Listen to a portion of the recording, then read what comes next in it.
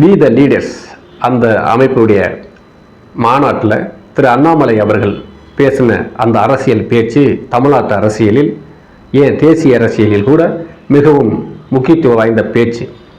அவருடைய இலக்கு, அவருடைய நோக்கம், அவருடைய அரசியல், அதாவது தனி கட்சி தொடங்கிறது, அவருடைய பேசுகிற அந்த விஷயங்களெல்லாம் ஆராய்ந்து, நான் ஒரு அரசியல் படித்தோன்னா அதை ஆராய்ஞ்சு இது என்ன மாதிரியான தாக்கத்தை தமிழ்நாட்டு அரசியலில் ஏற்படுத்தும், இவருடைய விஷயங்கள் எந்தெந்த கட்சிகளுக்கு பாதிப்பை ஏற்படுத்தும், எதனால் அந்த பாதிப்பு வரும், ஏன் இவருக்கு சாதகமாக அமையப்போகுது அப்படிங்கிறத பற்றியும் பார்க்கலாம்.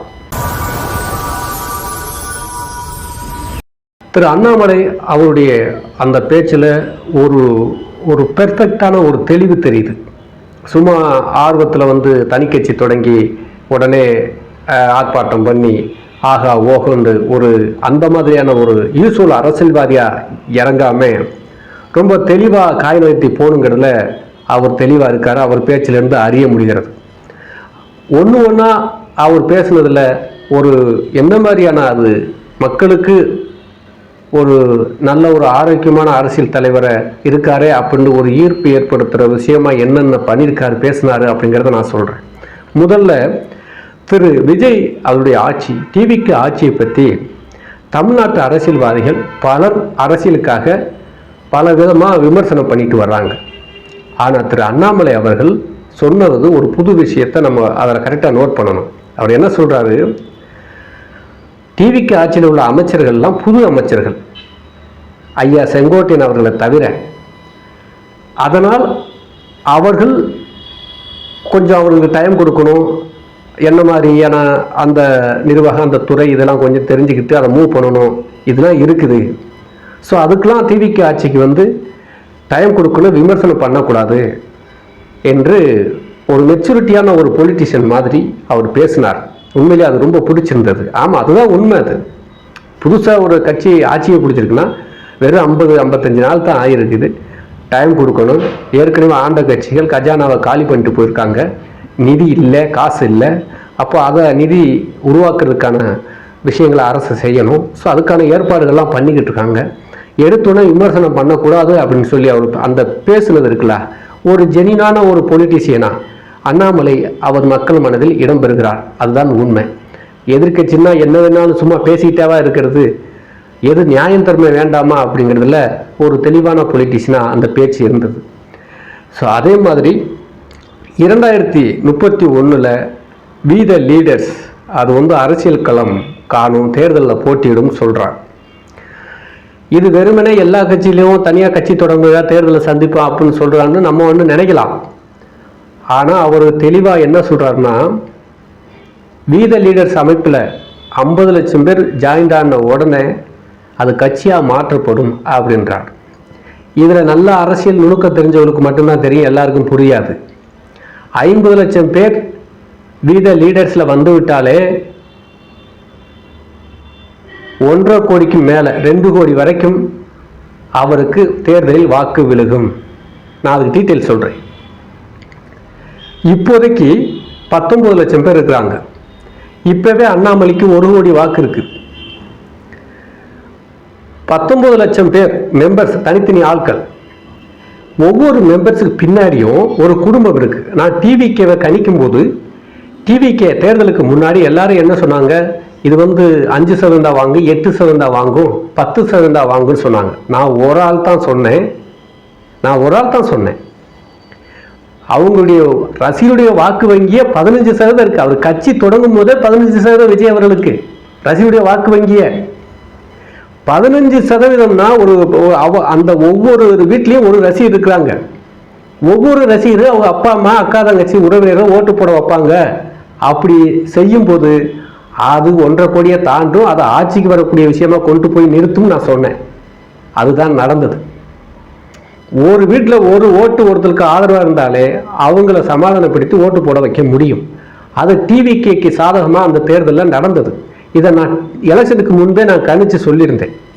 அதே மாதிரி இப்போ அண்ணாமலை அவர்களுக்கு நான் எப்படி கணிக்கிறேன் அப்படின்னா, இப்போ ஏன் 1 கோடி வாக்கு அவருக்கு இருக்குது அப்படின்னு நான் சொல்கிறேன்னா, 19 லட்சம் பேர் மெம்பராக இருக்காங்க, இன்னும் சேர்ந்துக்கிட்டு இருக்கிறாங்க.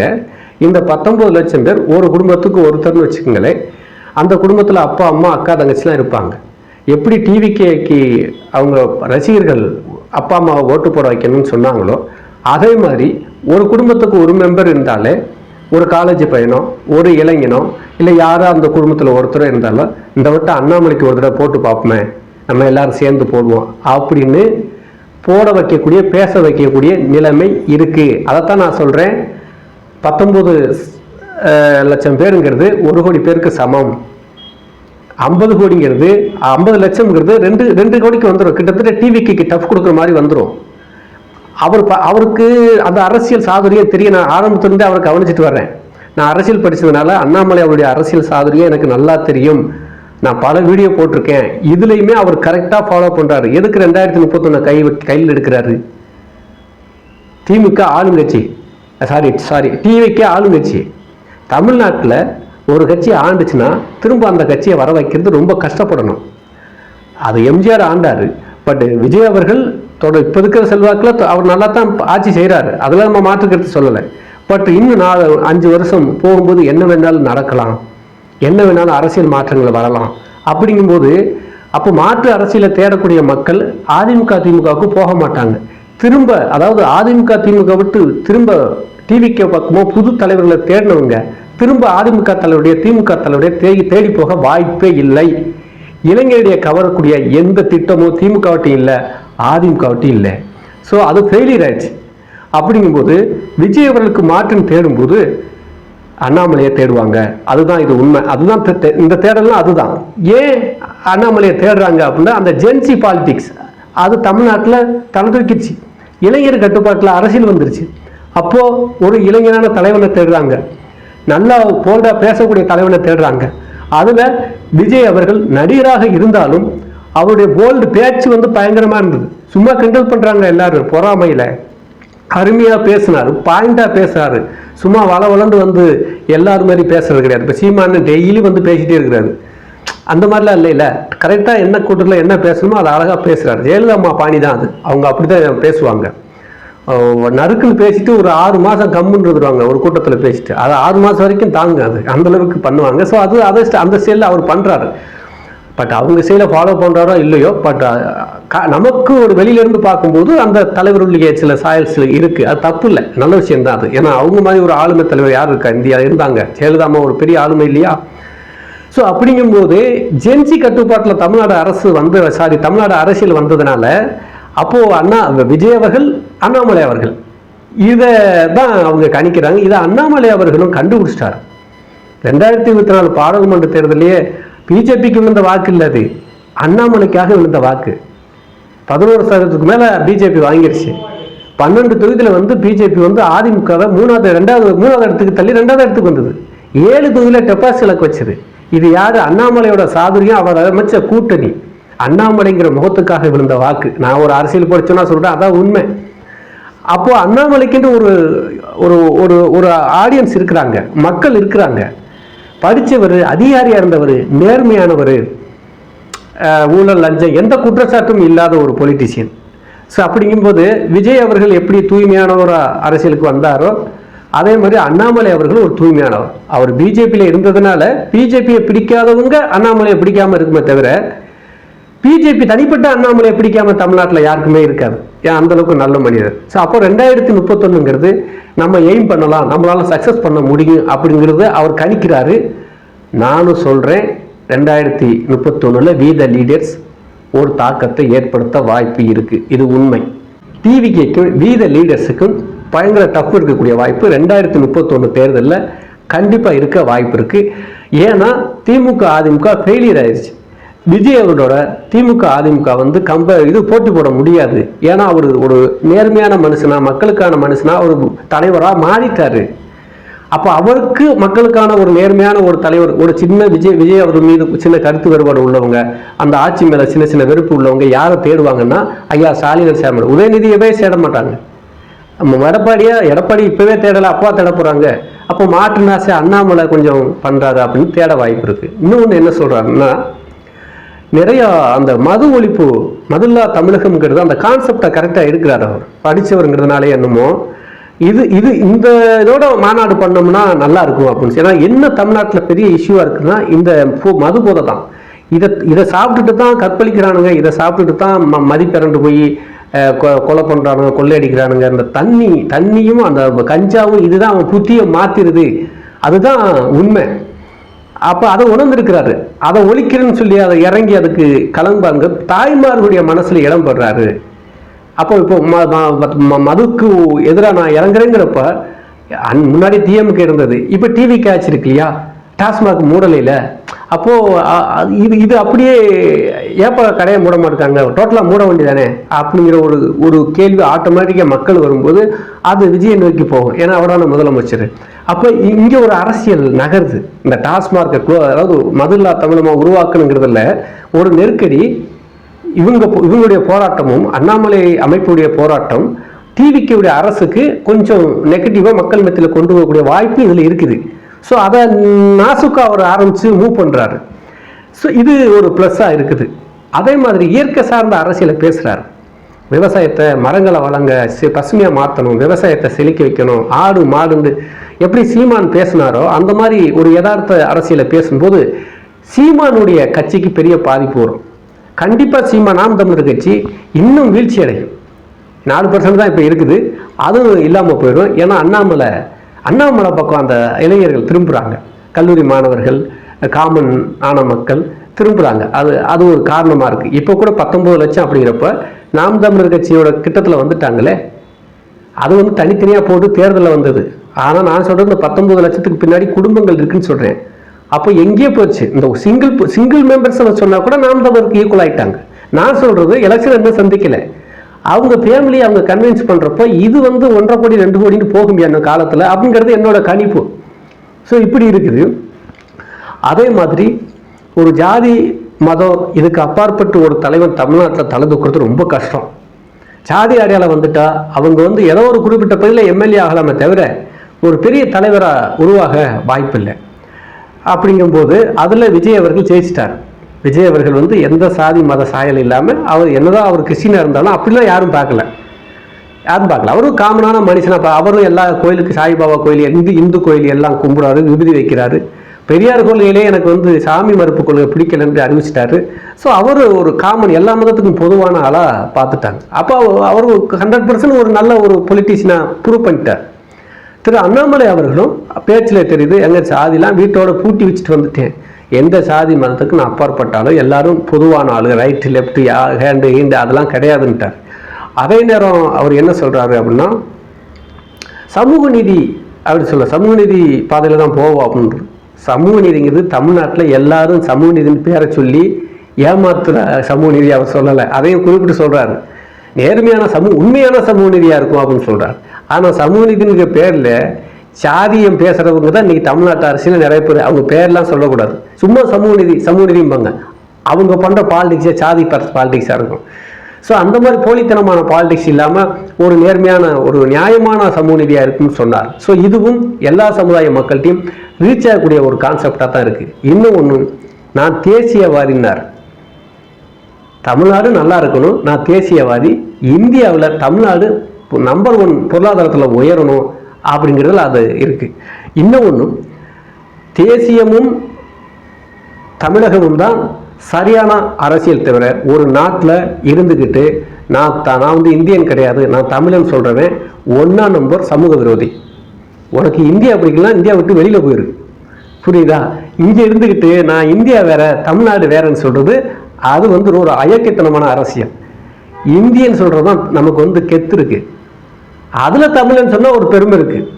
நீ இந்தியன் இல்லாமல் வெறும் தமிழன் உலகத்தில் எங்கே சொன்னாலும் ஒரு நாட்டில் ஒன்றை மதிக்க மாட்டான். இந்தியன் சொன்னால் அதோட மதிப்பு வேற. அது என்ன இந்தியான்னா என்ன, உங்களுக்கு என்ன பிரச்சனை? இது இந்தியாவுன்னா இங்கே நம்ம நாடு தானே, அது நம்ம நாடியா இந்தியா? இமயத்தில் கொடி பறக்க விட்டானே சேர மன்னன்லாம் சொல்கிறாங்க, சோழ மன்னன் எல்லாருமே கொடியை பறக்க விட்டுருக்காங்க. எல்லாரும் ஆண்ட மண்ணு தானேயா இந்தியா? தமிழர்கள் ஆண்ட மண்ணு தானே இந்தியா? அது என்ன இந்தியாவுன்னா ரொம்ப அது தவறு. அது என்ன பிரச்சனை தெரியல. எதுக்கு இந்தியாவை எடுத்து பேசுகிறாங்க தமிழ்நாட்டில்? அது என்னடா அதுக்கு ரீசன் சொல்லுங்கடா. யாராவது பேசுகிறவங்க என்ன ரீசனுக்கடா பேசுகிறீங்க? எதுக்கு அப்போ இந்தியன் சொல்லி சர்டிஃபிகேட்டில் போடுறீங்க? போட மாட்டேன்னு சொல்லு. போட மாட்டேன்னா உனக்கு எந்த அடிப்படை உரிமையும் வராது. இப்போ அம்பேத்கர் இந்தியாவுக்கு பொதுவானவர். அம்பேத்கரை தலைவரை எடுத்துக்கிறாங்கல்ல, அவர் இந்தியர் தானே, தலைவராக எடுத்தவங்க நீங்கள் ஏங்க இந்தியாவுக்கு எதிராக பேசுகிறீங்க? பசுமன் முத்துராமலிங்க தேவர் தேசியமும் தெய்வீகமும் இரு கண்கள்னு சொன்னார். அவர் ஒரு தேசிய அரசியலை பண்ணுவார், தேசிய தலைவர். அவரை நம்ம கட்சியில் முக்கியமாக வச்சுக்கிட்டு சொல்கிறவங்க இந்தியாவை எதிர்த்து பேசினா எப்படி இருக்கும்? இவங்க யாருமே பெரிய பெரிய ஆட்கள் யாருமே இந்தியாவை எதிர்த்து பேசலை. பூரா இப்போ வந்ததெல்லாம் ஆர்வக்கொள்ளலாம் இந்தியாவை எதிர்த்து பேசிட்டு இருக்கு. ஒன்றும் புரியாமல் பேசிட்டு இருக்கு. நடக்கிற சட்டமே இந்திய சட்டம், தேசியவாதிகள் எழுதின சட்டம், தேசிய தலைவர் அம்பேத்கர் எழுதின சட்டம். புரிஞ்சுக்கோங்க. அது தெரியாமல் சும்மா நாங்கள் தமிழ் தனின்னு போனீங்கன்னா சோத்துக்கு வழி இருக்காது. கடனில் இருக்குது தமிழ்நாடு. 14 லட்சம் கோடி எப்படி கொடுத்தான் தமிழ்நாட்டுக்கு கடன்? இந்தியாவில் உள்ள தமிழ்நாடுனால கொடுத்தான். தனி தமிழ்நாடு போனால் பிச்சை எடுக்கணும். ஒரு ரேஷன் கார்டுக்கு 4 லட்சம் கடன் இருக்கு. அறிவு இல்லாமல் பேசுகிறாங்க நிறைய அரசியல் தலைவர்கள். அதை அண்ணாமலையும் சுட்டி காட்டினார். ஒவ்வொரு ரேஷன் கார்டுக்குமே 4 லட்சம் இருக்கு. இன்னும் 85,000 கோடி கடன் வாங்குவாங்கன்னு வேற சொன்னார். அது அவருக்கு சில விஷயங்கள் தெரியும். இப்படிப்பட்ட இருக்கும்போது நான் தமிழன், நான் இந்தியாவை எதிர்ப்பேன், பைத்தியக்கார பயிலுங்க. இந்த மாதிரியான ஒரு மெச்சூரிட்டி இல்லாத பொலிட்டீஷியன் தமிழ்நாட்டில் நிறைய பேர் இருக்கு. இப்படி பேசியே மத்தியில் உள்ளவங்களை போய் எதிர்த்து தமிழ்நாட்டுக்கு வர வேண்டிய நல்ல திட்டங்களே வராமல் பண்ணிட்டாங்க. அதுதான் உண்மை. சும்மா போய் எதுக்குறது அவங்கள்ட்ட போய் ஒரு கச்சத்தீவை திருப்பி வாங்குறதுக்கு தமிழ்நாட்டில் உள்ள ஒரு அரசியல் தலைவனுக்கு துப்பு இல்லை. இவ்வளவு பேர் நிற்கிறாங்களே, எங்க போங்களே எல்லாரும் சேர்ந்து கச்சத்தீவில் போய் விழுங்க, கடல்ல போய் விழுந்து கச்சத்தீவை மீட்டேத்தர் போராடுங்க பார்ப்போம். தமிழ்நாட்டில் அத்தனை தலைவர், எல்லா கட்சி தலைவர் சேர்த்தே சொல்றேன். தேவையில்லாம ஒரு அன்மெச்சூரியான பொலிட்டிக்கலை பண்ணிட்டு இவ்வளவு காலமா அதுதான் நடந்திருக்கு. அந்த மாதிரி அரசியலுக்கு எதிராகத்தான் நான் தேசியவாதி, ஆனா தமிழ்நாடு முன்னிலை பெறணும்னு சொல்றாரு அண்ணாமலை. இது ஆக்கப்பூர்வமான அரசியல். இந்த மாதிரி அரசியல் தான் பேசணும். என்னை போல இப்போ அரசியல் படிச்சோன்னா இருந்தாலும் சரி, மற்ற இளைஞர்கள்லாம் இதான் பிடிக்கும். இந்தியா இல்லை நான் தமிழ் அப்படிங்கிறது பிரிவினமாக தான், இறையாண்மைக்கு எதிரானது. அந்த மாதிரி பேசுகிறாலே பிடிச்சி உள்ள வரணும் போத அதுவே லூஸ் விட்டுக்கிட்டு இருக்காங்க. ஸோ அந்த அரசியலில் அண்ணாமலை தெளிவாக இருக்கிறார். அதுவும் அவருக்கு பாசிட்டிவாக தான் அமையும். அதே மாதிரி வறுமை இருக்குது, விவசாயங்கள் பாதிக்குது, மழை இல்லை அப்படின்னு சொல்லி பேசும்போது எல்லா இடத்துலையும் மரங்கள் நடணும், செழிப்பாக உருவாக்கணும். அது பொள்ளாச்சியில் மட்டும் நடக்கக்கூடாது. அவர் சொல்கிறார், இந்த ரோட்டு ஓரத்தெல்லாம் முன்னாடி புளிய மரங்கள்லாம் இருந்துச்சு, இப்போ ஒரு மரம் இல்லை வெட்டிட்டாங்க, மறுபடி புளிய மரம் நடணும் அப்படின்னு சொல்லிட்டு வெறும் பொள்ளாச்சியில் மட்டும் நடக்கக்கூடாது, ராமநாதபுரத்துலேயும் நடணும் குறிப்பிட்டு சொல்கிறாரு பாருங்க. ஏன்னா ராமநாதபுரம் தமிழ்நாட்டில் வறட்சியான பூமி. அதை பொள்ளாச்சியிலிருந்து ஒரு தலைவர் வர்ற புது தலைவர் குறிப்பிட்டு சொல்கிறாரு பாருங்க. அப்போ தமிழ்நாடு முழுக்க உள்ள தொகுதியை பற்றியும் தொகுதியோட பிரச்சனை அவருக்கு நல்லாவே தெரியுது.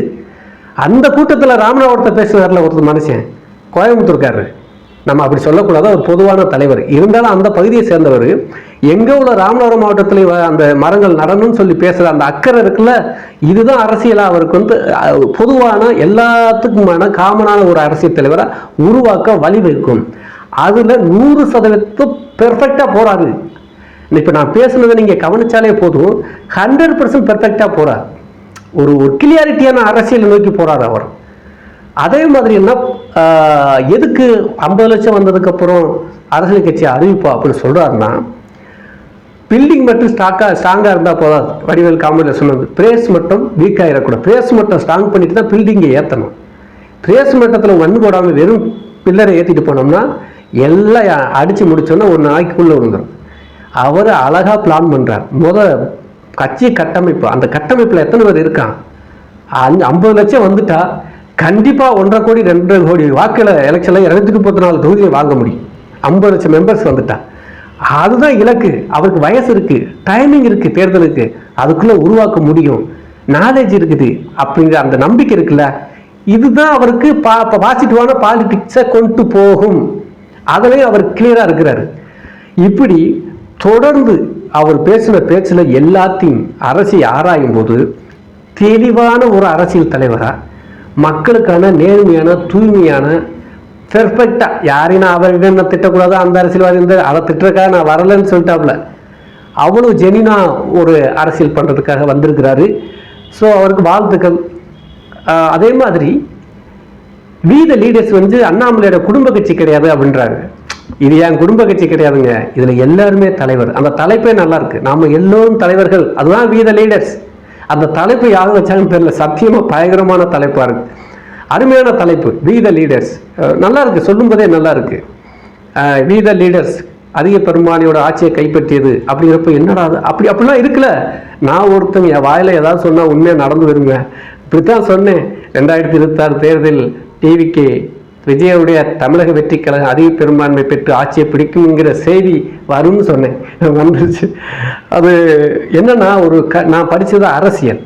நிறைய பேர் கீழே கமெண்ட்ல சொன்னாங்க, என்னையா அரசியல் படித்தேன்னு சொல்கிறேன். அப்படி என்னதாயா எங்கேயா இருக்குது அந்த அரசியல் படிப்பு, எந்த காலேஜில் இருக்குது? நானும் படிக்கலாம் நிறைய பேர் கேட்டிருக்காங்க. தமிழ்நாட்டிலே 3 காலேஜில் இருந்துச்சு நான் படிக்கும்போது, இப்போ எத்தனை காலேஜில் இருக்குன்னு தெரியல. ஸோ அது தேடி படிக்கலாம், நல்ல படிப்பு தான். படித்தா சும்மா இருக்க முடியாது, சமூகம் சார்ந்து பேச சொல்லும், யோசிக்க சொல்லும், மக்களுக்கு சேவை செய்ய சொல்லும். அதான் உலக அரசியலை கற்றுக்கிட்டு நம்ம சும்மா வீட்டில் உட்கார முடியாது இல்லையா. இப்போ பாருங்கள், யூடியூப்பில் கூட முடிஞ்ச அளவுக்கு நான் அதை பண்ணிக்கிட்டு தான் இருக்கிறேன். நான் மக்களுக்கு தேவையான அரசியலை பேசிக்கிட்டு தான் இருக்கிறேன். அதை உருவாக்கும் அந்த படிப்பு. ஸோ இருக்குது, கமதி பசுமன் முத்துராமலிங்க தேவர் காலேஜில் இருக்குது, உசிலம்பட்டி முத்துராமலிங்க தேவர் காலேஜில் இருக்குது, இன்னொரு காலேஜ் எந்த காலேஜ்னு தெரியல. நான் கமதி பசுமன் முத்துராமலிங்க தேவர் காலேஜில் தான் அந்த அரசியல் பொலிட்டிக்கல் சயின்ஸ் படித்தேன். நல்ல ப்ரொஃபஸர் எனக்கு படிப்பில் ரொம்ப ஸ்கூல் பையன் மாதிரி அப்போ படிச்சுக்கிட்டு இருப்பேன். எப்போ பார்த்தாலும் புத்தகம் கைமா அலைவேன். அப்போ சின்சியராக படித்ததுனால, உலக அரசியலை படித்ததுனால இன்றைக்கி நம்ம அரசியல் தலைவர்களை, அரசியல் சார்ந்த விஷயம், மக்கள் பல்ஸ், இதெல்லாம் நான் தெளிவாக பேச முடியாததுக்கு காரணம் அந்த படிப்பும் எனக்கு அமைஞ்ச கல்லூரி பேராசிரியர்கள் அனைவருமே. அது வந்து அழகுமலைன்ற ஒரு ப்ரொஃபஸர், தமிழ்மாறன்ற ஒரு ப்ரொஃபஸர், நல்லகாமன், இதுவும் இவங்கெல்லாம் பெரிய பெரிய மேதைகள். அவங்க அரசியலை கரைச்சி குடித்தவங்க. அவங்கள்ட்ட படித்ததுனால எனக்கு இந்த மாதிரியான அரசியல் பேசணும் அப்படின்னு தோணுச்சு. ஏன்னா நிறைய பேர் கேட்டுருந்தாங்க. பொலிட்டிக்கல் சயின்ஸுன்னு இருக்குது, பொலிட்டிக்கல் சயின்ஸ்னு ஒரு பாடம் இருக்குது, அரசியல் விஞ்ஞானம் அதுக்கு தமிழில் பேர். அதை நிறைய பேர் படிக்க மாட்டாங்க, ஆனால் படித்தா பெரிய ஆளாயிருவாங்க. பெரிய ஆள் மீன்ஸ்னால் சமூக சார்ந்து யோசிக்க ஆரம்பிச்சிருவாங்க. இப்போ நானே பேசுகிறேன், நான் கண்டிப்பாக இப்போ இப்படியே பேசுவேன். கொஞ்ச நாள் ஏதாவது ஒரு கட்சியில் நான் சேருவேன், கண்டிப்பாக சேருவேன். ஒரு நேர்மையான அரசியலை கட்சி சார்பாக பேசுவேன். அப்போ என்னோட படிப்பு எங்கே கொண்டு போய் விடுது பார்த்தீங்களா, அந்த படிப்பு செய்கிற வேலை அது. ஸோ அது நல்ல படிப்பு தான், பட் யாரும் இன்ட்ரெஸ்டாக அதை எடுத்து படிக்க மாட்டாங்க. எனக்கு அது கொஞ்சம் இன்ட்ரெஸ்ட் இருந்தது, படித்தேன். நான் நிறைய பேர் கேட்டதுனால பதில் சொல்கிறேன். ஸோ அந்த வகையில் தான் இந்த மாதிரி நான் அரசியல் தலைவர்கள் ஆராய்ஞ்சு தேர்தல் ரிசல்ட் இதெல்லாம் இப்படி இருக்குன்னு நான் சொல்கிறதுக்கு காரணம் அந்த படிப்பு, நான் படித்த என்னை பாடம் கற்றுக் கொடுத்த ப்ரொஃபஸர்ஸ், அந்த மாதிரி ஆட்கள். ஸோ அந்த வகையில் தான் எல்லாத்தையும் ஆராய்ஞ்சு சொல்கிறேன். இப்போ தமிழ்நாட்டில் அண்ணாமலை போன்ற ஒரு அரசியல் தலைவர்கள் தேவை. விஜய் அவர்கள் ஆல்ரெடி ஆட்சிக்கு வந்துட்டார். இந்த 2 பேருக்குமான போட்டி கண்டிப்பாக இருக்கும். ஏன்னா ஃபுல்லாக 2 பேருமே இளைஞர்களை கவரக்கூடிய தலைவராக இருக்கிறாங்க. இவங்க 2 பேருடைய அந்த நேர்மையான தூய்மையான அரசியலுக்கு மத்தியில் ஆல்ரெடி ஊழல் குற்றச்சாட்டு, ஊழல் கரைபடிஞ்ச கட்சியுடைய நிலைமை வந்து ரொம்ப படுமோசமாயிரும். அவங்க மீண்டும் எழுந்து வர்றது கஷ்டம். ஏன்னா மக்களும் பணத்தை வாங்கிட்டு ஓட்டு போட தயாராக இல்லை. பணம் கொடுத்தா கூட வாங்கிட்டு யாருக்கு பிடிக்கவங்களோ அவங்களுக்கு தான் ஓட்டு போடுவாங்க. அது 2026 தேர்தல்லே அது முடிஞ்சிருச்சு, தெரிஞ்சிருச்சு. ஸோ அப்படிங்கும்போது விஜய் வெர்ஸ் அண்ணாமலைங்கிற அந்த நேர்மையான 2 தலைவருடைய வருகை தமிழ்நாட்டுக்கு மிகப்பெரிய ஒரு பெருமை. அதுதான் உண்மை. இதை எல்லாரும் மனசில் வந்து கெத்தா நினைக்கலாம். சும்மா பழைய ஆட்களை வச்சு ஊழல் குற்றச்சாட்டு உள்ள கட்சினே தெரியுது, வெக்கம் இல்லாமல் அதுக்கு தான் ஓட்டு போட்டோம் காலங்காலமாக. இப்போ நமக்கு ஒரு ஊழல் இல்லாத, லஞ்சம் இல்லாத ஒரு ஆட்சி நடக்குதில்ல. ஒரு மனசில் ஒரு அதான்ப்பா நல்லா பண்ணுறாங்கப்பா அப்படின்னு சொல்லி இருக்குல்ல, மன உளைச்சல் இல்லைல்ல. டிவியை பார்த்தா அந்த அமைச்சர் அதை பண்ணிட்டாரு, அப்படிலாம் ஒன்றும் இல்லைல்ல, நல்லா போகுதில்ல. அதுதானே ஆட்சியாளனுக்கு தேவை. மக்கள் நிம்மதியாக வச்சிருக்கிறதான ஆட்சியாளர். அது டிவிக்கு ஆட்சி பண்ணுது. அது தெரியாமல் ஒரு தவறு செஞ்சால் அதை சுட்டி காட்ட ஒரு எதிர்க்கட்சி தேவை. அது வி த லீடர்ஸ் ரெடியாக இருக்குது. இந்த 2 பேரும் போதும் தமிழ்நாட்டுக்கு. அல்லட சிலையெல்லாம் பேசாமல் வேறு வேலையை பார்த்துட்டு போனால் நல்லா இருக்கு. அப்படித்தான் ஆக போகுது தமிழ்நாடு அரசியலில். நீங்கள் வேணா பாருங்கள், இது நடக்கும். நன்றி.